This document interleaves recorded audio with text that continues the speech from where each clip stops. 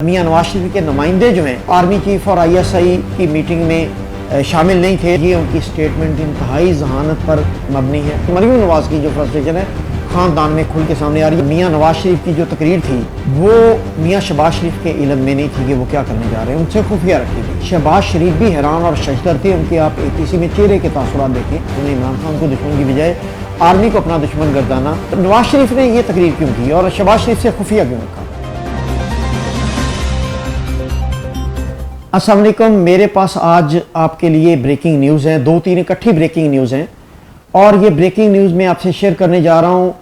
एक इंतहाई मुनज़्ज़म तरीके से एक दरपर्दा एक मामला चल रहा है जो अभी तक सामने नहीं आया, और पाकिस्तानी मीडिया और सियासी हलकों में जो इस वक्त बात चल रही है वो बिल्कुल उस सियाको सबाक से हटके है और किसी को भी पता नहीं है कि होने क्या जा रहा है और हो क्या रहा है। अब ये चीज़ें सारी मैं आपसे शेयर करता हूँ। आज मरीम नवाज ने जो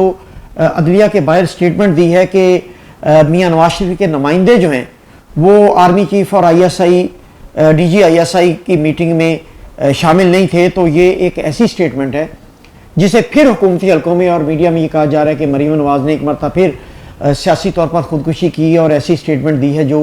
नाकाबिल फ़हम थी। लेकिन मैं आपको बताऊँ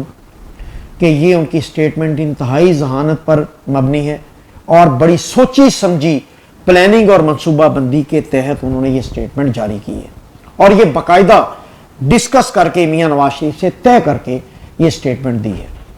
अब इस स्टेटमेंट के बैकग्राउंड में हमें जाना होगा। मैं वही ब्रेकिंग न्यूज़ आपको बैकग्राउंड में दूंगा इसकी, और मैं आपको बताऊंगा कि इसके बैकग्राउंड में नवाज शरीफ, शहबाज शरीफ और जो इन दोनों ग्रुप्स में जो सर्द जंग चल रही है, इस वक्त रिफ्ट चल रही है, वो हो क्या रहा है और होने क्या जा रहा है। अब इस मरीम नवाज की स्टेटमेंट के थोड़ा सा पीछे हम चलते हैं कि एपीसी में मियां नवाज शरीफ की जो तकरीर थी वो मियां शहबाज शरीफ के इल्म में नहीं थी कि वो क्या करने जा रहे हैं, उनसे खुफिया रखी गई। और जब मियां नवाज शरीफ ने पाकिस्तान आर्मी और मिलिट्री इस्टेब्लिशमेंट पर हमला कर दिया और उन्होंने कहा कि उनकी लड़ाई इमरान खान से नहीं है बल्कि उन इदारों से है जो इन्हें लेके आए हैं, जो सिलेक्ट करके लाए हैं, तो इस पर शहबाज शरीफ भी हैरान और शशदर थे। उनके आप एपीसी में चेहरे के तासुरात देखें। और इस एपीसी के बाद शहबाज शरीफ ने अपने हल्का बाब में और ख़ानदान में भी अपने करीबी दोस्तों से और अपने करीबी लोगों से, जिनमें मरीम नवाज भी शामिल है, नवाज शरीफ भी शामिल है, और अपने बहुत करीबी लोगों से उन्होंने इसका गिला किया कि भाईजान ने एपीसी में मेरे से मशावरत किए बगैर एक ऐसी तकरीर कर डाली कि उन्होंने इमरान खान को दुश्मन की बजाय आर्मी को अपना दुश्मन गर्दाना, जिस पर ना सिर्फ उनकी सियासत जो दफन होने जा रही है बल्कि मेरी सियासत भी दफन होने जा रही है। जबकि मैं दरमियानी रास्ता ढूंढ रहा था और मसलहत के तहत मैं शहबाज शरीफ के लिए भी, मरीम के लिए भी और अपने ख़ानदान के लिए भी, क्योंकि हमजा शहबाज अरेस्ट हैं और शहबाज शरीफ भी अरेस्ट होने जा रहे हैं, तो उनके लिए भी एक रास्ता ढूंढ रहा था। लेकिन अब ये रास्ता मुश्किल दिखाई दे रहा है और जो मैंने सफ़र तय किया था वो सफ़र फिर ज़ीरो हो गया। अब नवाज शरीफ ने यह तकरीर क्यों की और शहबाज शरीफ से खुफिया क्यों रखा? उसकी बुनियादी वजह यह थी कि यहाँ पर मरीम नवाज और उसका अलाइड ग्रुप जो है वो नवाज शरीफ को लंदन में बावसूख ज़राए के मुताबिक लंदन में ये पैगाम दे रहा है कि जो शहबाज शरीफ हैं वो आपके बयानी और आपकी सियासत को दफन करना चाह रहे हैं और ख़ुद फ्रंट पे आना चाह रहे हैं, और वो इदारों से भी और इमरान खान से भी मसलहत की बुनियाद पर ताउन कर रहे हैं और दरमियानी रास्ता ढूंढने के चक्करों में। अब इस बात की बुनियाद पर नवाज शरीफ ने शहबाज शरीफ को फैटफ पार्लियामेंट के मुश्तरका इजलास में जो फैटफ और मनी लॉन्ड्रिंग का कानून है उसके पास होने के बारे में वाज़े तौर पर शहबाज शरीफ को कहा था कि ये किसी सूरत में पास नहीं होना चाहिए और ये किसी सूरत में हुकूमत को इसमें कामयाब नहीं होना चाहिए। लेकिन वो बिल पास हो गया। अब जैसे बिल पास हुआ, मरीम नवाज और अलाइड ग्रुप ने नवाज शरीफ को कहा कि हम आपको पहले से बता रहे हैं कि शहबाज शरीफ इमरान खान और इदारों से खुफिया तौर पर अपने मामलात सेटल करने के लिए ताउन कर रहे हैं, खुफिया तौर पर उनके साथ मुआवनत कर रहे हैं। और ये देखें आप किस आराम से और किस आसानी के साथ ये सारे बिल पास हो गए और हिफ्ज़ इख्तलाफ का कुछ भी नहीं बिगड़ा और उनकी तरफ से कोई रिएक्शन नहीं आया। अब जब ये पैगाम नवाज शरीफ को पहुंचा तो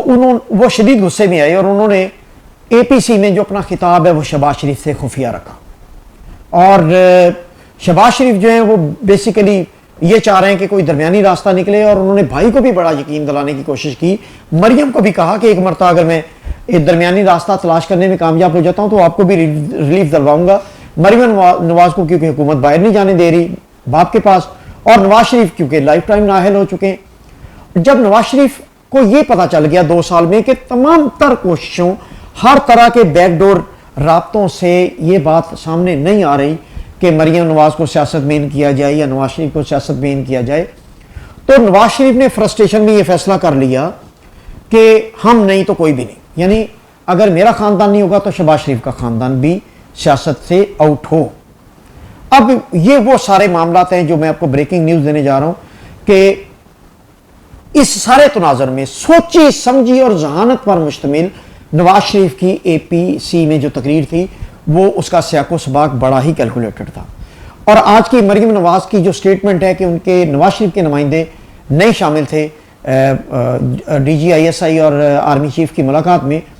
इसने उसको इंडोर्स कर दिया है कि ये रिफ्ट जो है ये बेसिकली उसी गलत फहमी और वो दो जो बातें पहुंच रही हैं लंदन में नवाज शरीफ को, उसकी बुनियाद पर ये फासले, ये रिफ्ट बढ़ती जा रही है। अब मरियम नवाज ने आज की स्टेटमेंट क्यों दी है? उन्होंने इसलिए स्टेटमेंट दी है ताकि शहबाज शरीफ की बाकी मानदा कोशिशें भी रंग ना ला सकें, और शहबाज शरीफ एहसन इकबाल को, इवन ख्वाजा आसिफ को उन्होंने कहा कि वो नवाज शरीफ के नुमाइंदे नहीं थे, यानी नवाज शरीफ का कोई नुमाइंदा भी इस पार्लियामान की मीटिंग में DGISI और आर्मी चीफ के साथ मौजूद नहीं था। तो ये स्टेटमेंट बाकायदा नवाज शरीफ, मरियम नवाज और अलाइड ग्रुप की मनसूबाबंदी के तहत दी गई है, और इससे जाहिर होता है कि वो शहबाज शरीफ पर ये कंफर्म हो चुके कि फैटफ और मनी लॉन्ड्रिंग के जो कवानीन पास हुए वो शहबाज शरीफ के तावन से पास हुए, और दरपर्दा शहबाज शरीफ खुद को रिलीफ लेने के लिए, आइंदा इलेक्शन में खुद को प्राइम मिनिस्टर के लिए सामने लाने के लिए और पेश करने के लिए वो ये सारी गेम खेल रहे हैं। तो इस गेम के तनाजर में इन्होंने ये सारे मामलात ख़त्म कर दिए और मामलात खूह खाते में डाल दिए। अगर मेरी इस बात सारे मामलात में, अगर आपको इन मेरी इतलात और मेरी ये बयानियाँ जो हैं इससे आपको कोई आप इससे कंट्राडिक्ट कर रहे हैं तो आपके अपना व्यू पॉइंट है, आप कर सकते हैं, आप मुझे इनबॉक्स कर सकते हैं, मैसेज कर सकते हैं। आपके पास इससे हटके कोई मालूमात है तो आप मैसेज शेयर कर सकते हैं, मैं आपका जवाब जरूर दूंगा। लेकिन मेरे ज़राए के मुताबिक जो सिनेरियो है इस वक्त हुकूमती ताउन का शहबाज शरीफ की तरफ से, और जो है जो नवाज शरीफ है उनकी जो फ्रस्ट्रेशन है नाअहली की, और मरियम नवाज की जो फ्रस्ट्रेशन है खानदान में खुल के सामने आ रही है, और वो अब एक खुफिया तरीके से शहबाज शरीफ और हमजा शहबाज के खिलाफ खेल रहे हैं। आप अपना मौक़िफ़ भी मुझे इनबॉक्स कर सकते हैं, मैं उसकी कदर करूंगा। अगर वो वाकई जायज़ है तो मैं आपका जिक्र भी करूंगा। बहुत शुक्रिया।